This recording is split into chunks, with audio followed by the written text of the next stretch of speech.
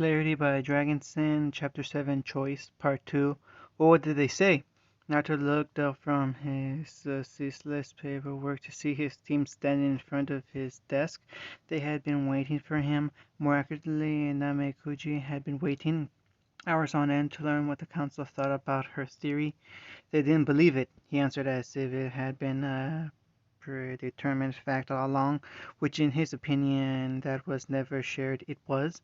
Oh, the pink kid responded dejectedly, having had a hope and therefore something to lose. So they explained to you what we were missing? No, the blonde responded in the same monotone, and Sakura frowned at the response, which felt like a dismissal. What do you mean? Pressed the question. She leaned over his desk and cast a shadow over his sentence so that he would be forced to give her due attention. They didn't say anything about why the connections couldn't be possible? No, the team leader repeated, not getting annoyed. Naruto was never annoyed. Wait, so they didn't supply you with anything, not even a hint as to why it isn't even plausible? Re- Rewarding the statement did nothing to reconcile the fact in her mind and did nothing to give the blonde any more peace and quiet. Mouth as tight as his grip on the pen, he nodded again. They didn't see a need to. See a need to? What the hell? Naruto, what exactly did they say? Any pretense of formalities between captain and subordinate were tossed out the window. They didn't have. Next would come the innocent slab of wood between the two. They said it was a childish imagination run rampant at best, with no substance to warrant further action. The stoic dean summarized sleepily as if one of those many pages on the desk was his notes on the meeting. They what? The room flinched as Sakura hissed, her fingers straining the poor piece of furniture under her grip. Hearing these telltale signs, Sasuke and Sai took one look at each other and promptly took two steps back from the impending disaster. They did not want to be on the end of their teammates' ire. They had learned well enough from the last time. What do they mean, no substance? She growled whilst in the background both male teammates were miming gesturing to the captain to defuse the situation. Something's going on. Apparently not. Sasuke palmed his face while Sai took another 5 steps back, put him at the far end of their billets and wishing he could sink into the wall like he'd once seen one of their associates do. Their captain's bluntness was going to get someone killed one of these days, likely himself. What you're saying is that they didn't even humor it. Straighten up, Sakura shook her head in disbelief. That doesn't make any sense, she continued, folding her arms so that her clenching fist could need something without damage. They're supposed to heed the words of any agent that calls it to their attention, not so much as giving us a reason. That's true. Offering his 2 cents in hopes of placating the beast, Sai spoke up from where he was, half hidden behind a bunk. Especially now, since we're still coming together as a branch, it is crucial that all information be centralized and properly assessed. If it was a known rumor, they wouldn't be provided the source so that we could properly deal with it. So it doesn't make sense that they would just pause in mid-stride. Sakura found one of their usual hang-ups. It was Jin, wasn't it? Sasuke growled while Sai grimaced from his hiding space. It didn't help when Naruto nodded in confirmation. Unbelievable! Sakura huffed, trying very hard to keep her animosity directed to their metaphorical oppressor rather than her leader, who took this all in with apathy. That guy takes every chance he gets to discredit us, doesn't he? I mean, it would be one thing if there was an explanation, but since he's in charge of intelligence, he thinks he has all the answers. It doesn't seem that way. Setting down his pen and raising that hand to his forehead, Naruto reluctantly agreed with the noise that was keeping him from his job. But this is still information. Stomping her foot began a fervent pacing of the room, which continued all of 2 steps before she had to make a breakneck turn. possibly valuable information that could help us in the long run. But no, he just doesn't want to believe it because it's us. Should he? Everyone's eye drew on Naruto, and that tiny chamber seemed to reflect each of their fluttering heartbeats, so that it was like a live fire CQB drill in their bedroom. I wasn't able to provide any sufficient information. By all accounts, it was just a suspicion based on a gut feeling. Based on experience, the young teenager ranted, ignoring her own self-imposed rules and raising her voice at her commander. We've been on more missions in the area recently than any other. Hell, we have more field experience in general, and most of our generation. Surely we know what we do and don't see. I mean, those are way too many coincidences for there to be something. For there not to be something. With a deep breath, the Sakura centered herself again, trying very hard to find the silver lining. She was the only one who would. At least I can count on my captain to believe there might be something. I never said that. It was truly as if a battlefield had suddenly been silenced. The rattling of machine gun heartbeats and the stampeding artillery died off as all combatants choked on something especially potent and foul. What? Near rasping, Sakura asked with the toxic air in her throat. I never said I believed the theory, Naruto said. I said that it was plausible and that I would present it to the council for their assessment. So what you took so what? You took it to them because that's what you're supposed to do? Sakura scoffed, trying to clear the blockage. Or was it because I'm your teammate and you thought you had to placate me? Yes, her tactic worked, but now Sakura felt like she had just been punched in the gut. She looked up at her leader and friend in breathless shock, while Sasuke and Sai each stood in mortified silence. This was not going to end well. Which is it? Pushing through the asphyxiation, Sakura lost control over her other muscles. Her gloved fists flexed and clenched, writhing like a man shot and left to die. No, I'm not sure I want to know either. It's just you were with us, Naruto. How could you not see it? It's real. And she wasn't sure anymore if she was talking about their blonde or the facts as they were. Everything was becoming blurred. Her vision included as her verdant eyes tried to purge the devastation with rain.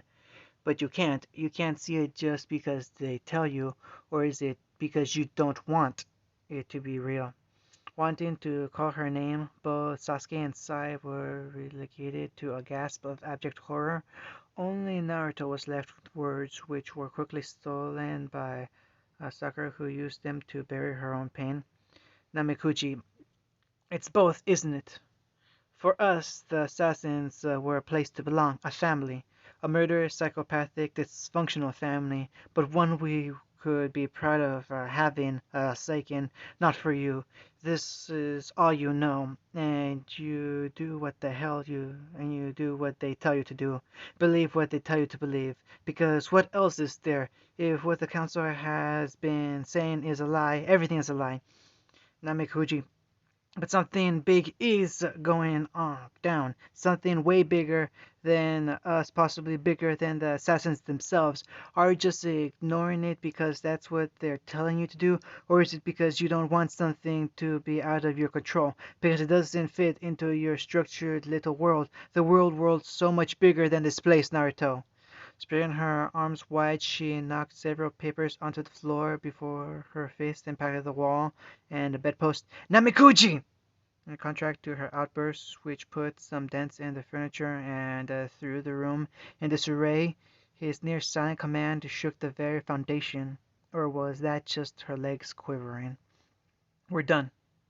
There was no denying the command in his voice, and Naruto didn't even save a parting glance as he went back to his disordered forms. Next time you have a theory, make sure you can back it up. Somehow still on her feet after the crippling blow, the girl lowered her head and arms, feeling all her strength leave her at her captain's callous words. Oi! With his teammate in distress, Sasuke shot forward on instinct and put himself between her and the issue. With another move that was more gut than thought, he gripped Naruto's shoulder and forced him to acknowledge his presence. Let go of me, Taka. Sasuke! Sasuke growled whether fear he'd held for their leader, easily outstripped by a pent-up annoyance and a feeling of helplessness that he vowed never to experience again. Why not on a mission? It's Sasuke! I don't see the difference, the blonde responded monotonously, as if the previous conversation had never happened. Now let go of me. Standing slowly, he repeated the command in the same tone which disavowed refusal. Make me, was Sasuke's eloquent response. Even as social inept as he was, within his corner, Sai felt almost smothered by the tension as the two teens stared each other down. Unable to read social cues, yet he regarded the unmoving teens like the most nail-biting of horror movies. Muscles drawn taut, fists clenched, eyes focused like razors. Naruto was ready to discipline his subordinate, and Sasuke was ready to beat some sense into his captain. Sai knew it wouldn't end well for anyone if these two fought. In terms of fighting prowess, no one knew which was truly the stronger. Without a doubt, any fight between the two would escalate and the entire hall would become a battlefield. Heaven forbid if Lonan or Nilan got involved. For once, though, Sai had nothing to worry about. Now, you two, that's enough. Better late than never. Kakashi had arrived sometime during the standoff and lightly tapped both teens on the head. No need to cause a scene. They both acknowledged their sensei, though neither had dropped their guard, as they each kept a corner of their eyes reserved for one another. Seeing this with his own myopic focus, the Cyclops delivered his offer. If you want to continue, you could always spar with me. They moved away from each other before the last word was even out of his mouth. They had both been on the end of a spar with Kakashi, solo and together. It never ended well for them. And those were just friendly exercises, which was obviously not what Kakashi had in mind. No matter how good he was at hiding it behind the mask of aloofness, they knew when their sensei was pissed at them. Naruto eyed the people in front of him one by one. Sasuke was glaring at him. Even though Kakashi was right there, he was ready to fight still. Naruto would be happy to oblige. Well, not happy, but willing. Sai seemed relaxed, or relieved would be the more accurate term if the blonde were to guess. He watched as Kakashi made no step forward, staying neutral in this conflict. Though his eyes would linger on Sakura more often than the rest, his eyes traced over to Sakura and something in him took pause. The shaking of her hands, the slouched shoulders, how she wouldn't look him in the eyes, the slight quiver in her body. She seemed bothered about something. Naruto didn't know what. However, let's leave our little knucklehead to his duties so that he may finish up. Kakashi smiled. They knew it was a command. Let's cool our heads and bring you on your next mission tomorrow morning. One by one he watched as they left his quarters so he could get back to work. As he began to work on paperwork once again, there was one question that had lingered on his mind about Sakura. Why had her eyes been watering? Clarity.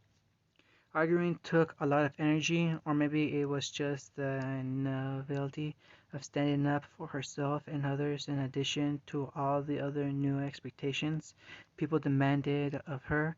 In any case, Ruby was not in a position to wonder or even care as she dragged herself the excruciatingly long distance down the hallway from Team Cardinal's room. It was all she could do to put one foot in front of the other.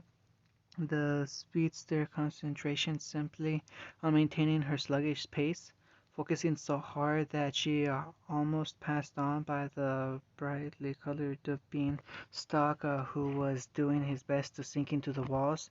She stopped and blinked, looking over at John, who also seemed to be noticing his fellow big-railed leader for the first time. Hey, hey, would it have but ended there? Alas, Ruby was determined to see things to their end. What are you doing out here, John? I can ask you the same thing. He really couldn't. Seeing as John felt he barely deserved to be there, barely deserved to exist at that moment, he didn't have a right to question the acts of others. "There's something I need to take care of," Ruby stated simply in the present tense. "So what are you doing in the hall, in your pajamas?" Despite being wrinkled, Ruby's beacon uniform lent her an air of authority, which was what she had been trying to achieve when confronting Cardin. Meanwhile, John's attire only lent more support to the fact that he had already given up on life. Unable to qualify his reasons without divulging everything else, John wasn't sure if he was strong enough to confess what exactly it was, but this was proving just as hard. "I think I screwed up." "No crap," Ruby wanted to say, but for many obvious reasons, didn't. Instead, what she said was simple. "No."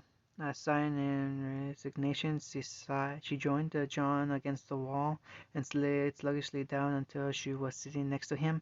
"If you did, what are you doing out here? You should either be fixing your mistake or working to make sure that it doesn't happen again." Turn his head in shame. Even on the ground, John felt smaller than the young captain. "And what if I can't?" "That's not an option." Eh? Repeating herself at the same time, Ruby was reliving her lucid nightmare of that day when she failed to protect someone. That man's blood was on her hands as much as anyone else's. "We can't afford to give up. Others are counting on us." Together they looked towards the Team Juniper's door just down the hall.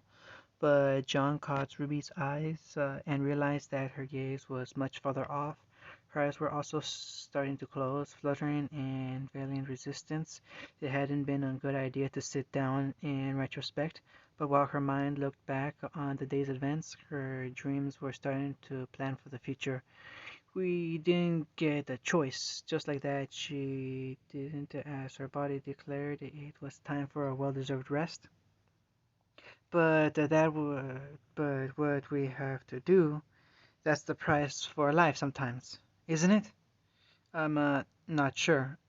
But John was too late to ask for clarification, as the young huntress was far away, somewhere where there were clouds to stare at, brooks that babbled words, and a rivulet of drool that ran from the corner of her mouth. "Ruby?" John looked up and down the hallway, but there would be no one else coming this time of night. Not Cardin, not Ospin or Glinda. Power was probably still shunning him, and not one of his sisters would deign to bail him out this time around. No one would tell him what to do, and therefore he had to decide that for himself. The question remained in that dark, empty world ahead. "Oh man, what now?" Clarity. "It won't do for that boy to have independent thoughts." Jin grunted as he sat up and exited the room along with the rest of the decision makers. "That kid's nothing more than a tool, one that can't even be used properly. He Ruzens coddles the boy too much." Namara fell into her usual spot by Jin's side. "What's worse is that the attitude seems to be contagious. I am concerned that the sympathy he has somehow garnered might spoil our other useful assets." "I wouldn't necessarily be concerned about your other blades getting dulled." A voice and a presence neither of them recognized sidled up in the hallways and interjected seamlessly into their conversation. "He was forged in the hottest of furnaces after all, and good stock will always be better than a second-rate steel given an edge. No, I think that Jin Donut's assessment is more appropriate. After all, should we really blame the tool if the user gets cut? No, only the fool who dares to take on more than his station." Halting in his stride, the intelligence director turned to face the man he didn't remember approaching. In fact, he didn't recognize the man at all, despite the fact that he donned the council robes, and despite all this evidence, nothing seemed out of the ordinary to him except for the bland-looking man's temerity. "You must be new, therefore let me give you some advice. Blades are like words, and only as useful as where you stick them. An ideology to live by." Smiling serenely, Like how Jin imagined the blonde did behind his mask, the strangely innocuous stranger sketched the bow, not to him, but somewhere behind him. Wouldn't you agree, Kage-sama? Both Namari and Jin whipped around, only to find the darkened hallway now totally empty. Strange, the director commented without the strangeness really registering. What were we talking about again? Jin, don't you remember? We just sat through an hour-long debriefing from the blonde brat. Of course. A horse is a horse, of course. In a corner of the hall that shouldn't have existed, the stranger rhymed idly and adjusted the thick glasses on his ageless face. And a child is a child, no matter how hard you try to forge it into something it isn't. There might be enough iron in a heart, but it is fundamentally unsuited for the task, even if on its own it has strength to bring down both friends and enemies. Put enough pressure and it will break. Stepping out of the fold in the wall and his castle robes, he quickly checked himself and all the pockets in his trench coat, then up and down the halls, the tatami mats, the wooden beams overhead. At last, satisfied that none had heard his soliloquy, he wasn't supposed to be here after all. Not yet, in any case. In any case, silently he slunk his way from the facility, grabbing his hat off the coat rack on the way out without anyone sparing him a second glance. He doffed the plain brown trilby with meticulous precision and recounted the number of steps he had taken to get from his drop-off to the hidden facility. In any case, the whole point is to get it cut by your own blade. End of chapter 7.